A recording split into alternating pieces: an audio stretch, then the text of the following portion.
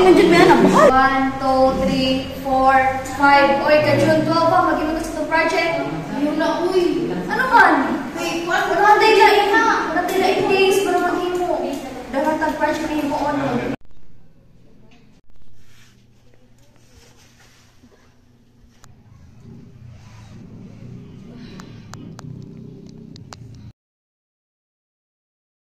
Maghimo man tayo mag-project ron. Saan ito sila? Asa naman mo siya nga maghimo na tas project? Shell, may kakin Shell, uy. Mag-celebrate mga Admiral Shell. Holiday man ro. Oh na, kibong deadline na. Usa amin na to atay project? Kauwi ba ninyo? Importante mo na ron Shell, uy. Na. Lagot oroy, kibong deadline na.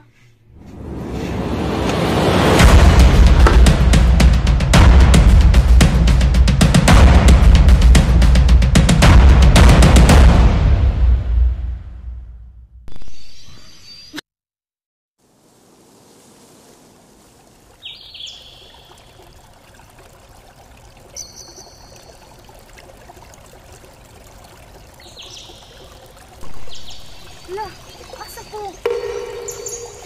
Sali! Mukhang hindi ko makakayanan ng mangyayari. Tara na! Baka wala na tayong maabutan. Doon guys.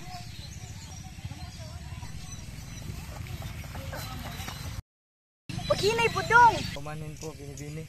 Kung saang hindi kikilos ang mga dahon nang walang kumpas ang mahal sa Panginoon Diyos.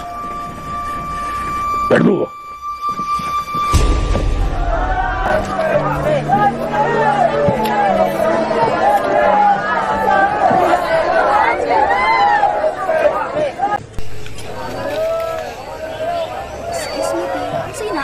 Morito ka, huwag ka dyan.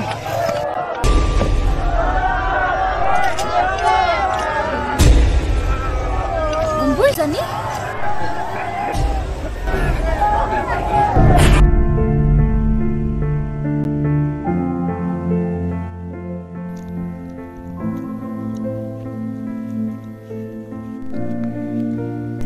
Sama po ano yun sa mga lugar. Patay ang project.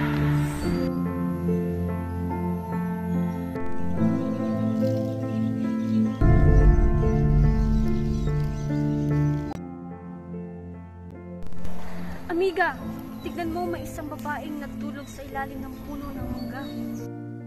Tila ba'y kakaiba ang kanyang kasuot? Kakaiba ang binibini. Lapitan mo riyang baka makita ng mga Espanyol. Sige.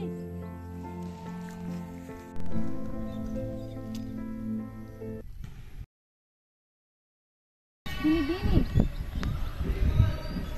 Kinsa mo? Ika, sumama ka muna sa amin sapagkat mapanganib dito.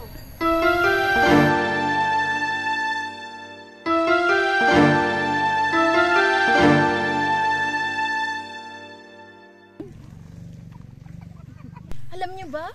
Napakakisig talaga ni Chodoro. Munay, tila ikaw ang may pagtingin sa ating katipunero. Tila ba ikaw ay umiibig na?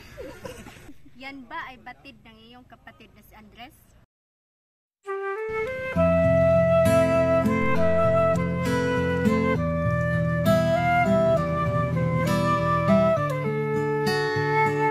Hindi ka muna. Sa ganda mong taglay. Kakaiba ang magandaan. Excuse me, ti, wala na may laing sinina, ti. Kanain ba na maram kog nanay? Di tila kakaiba ang pananalita. Halika muna, marami tayong pag-uusapan. Asa din nga lugar? Hindi ko naiintindihan ang iyong winiwika, binibini.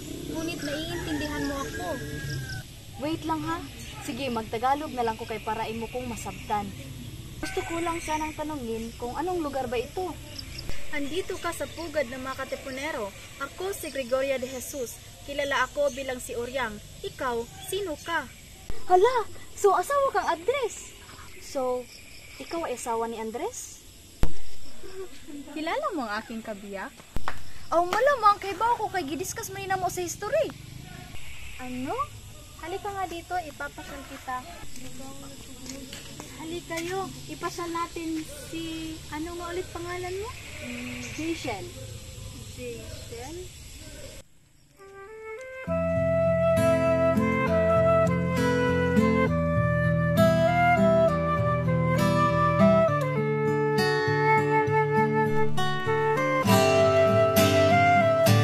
Halika, isasama kita sa pagpupulong. Anong pagpupulong ba? Basta, andun si Rizal at si Andres. Bakit ang tago ng lugar ninyo? Dahil bawal ito mabatid ng mga Espanyol. Aking Uriang, bakit ngayon ka lang? Sino itong kasama mo? May nasikaso na ako. Ito pala ang babaeng aking nakilala. Pero alam kong mapagkakatiwalaan siya.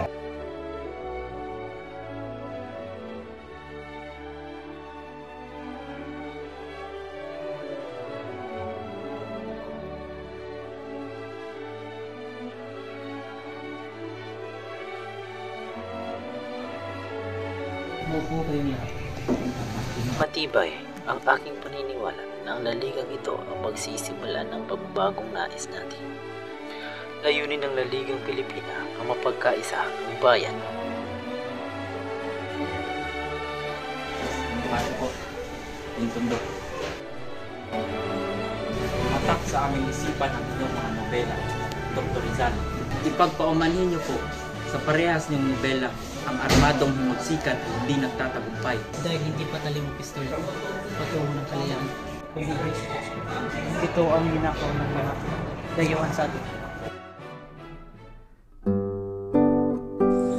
Hindi na dapat pang danasin ng mga susunod na henerasyon ang pagkaalipin sa sariling bayan.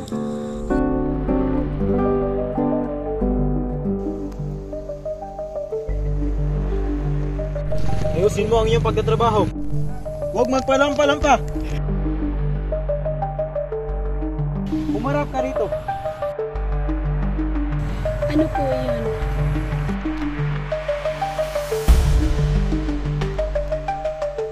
Huwag kang palampa-lampa!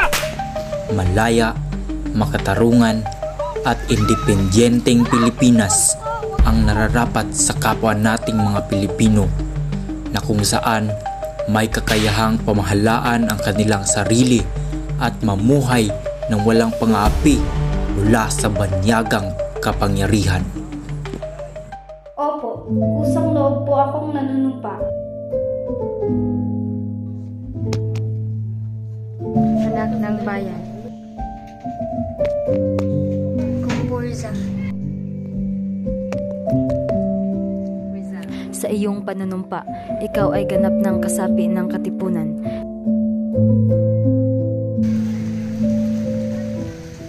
Panahon na para wakasan ang pagkaalipin sa sariling bayan. Panahon na para patunayan na ang kalayaan ay hindi lamang para sa mayayaman. Wakasan natin ang pagkaalipin ng inang bayan. Labas ang mga sedula.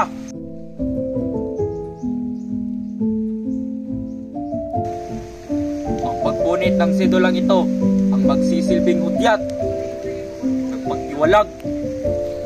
Punitin ang mga sedula nyo! Punitin! Mabuhay ang kalayaan! Mabuhay! Mabuhay ang Supremo! Mabuhay! Viva la Independencia Filipina! Viva! Viva! Viva! Mabuhay ang Katipunan! Mabuhay!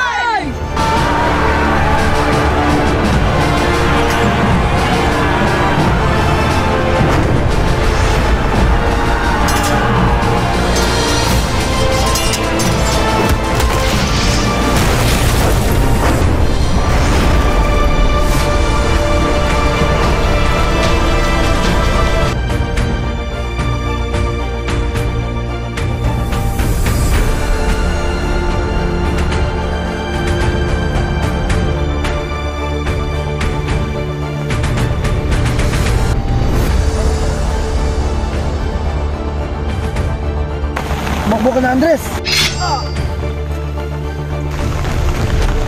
Pati! Mahayop kayo! Huwag niyo akong patayin ng nakatalikod! Tapos naman, Andres!